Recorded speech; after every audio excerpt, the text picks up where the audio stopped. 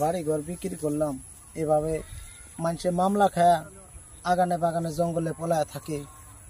বাড়ি ঘর কি বিক্রি করে ঋণ দেনাগুলো এখনো পরিশোধ করতে পারলাম না।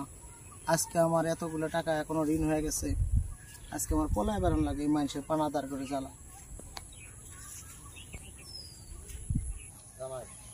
মামুন ফকির নামে এক লোক, 4 তলার সামনে বাসা। হ্যাঁ, তার কাছে আমি 5 লাখ টাকা পাবো।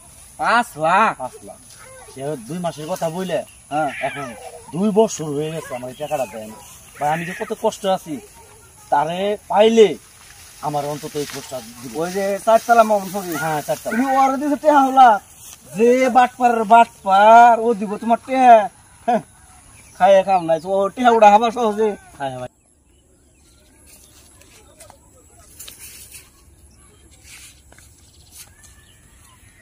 মামুন ফকির বুঝতাম না? হ্যাঁ হ্যাঁ, ওই তো মামুন ফকির। তোমার দিকে পলাইছি। এই আমি টাকা পাইবা না ভাই, আজ করে শেষ করে এলাম।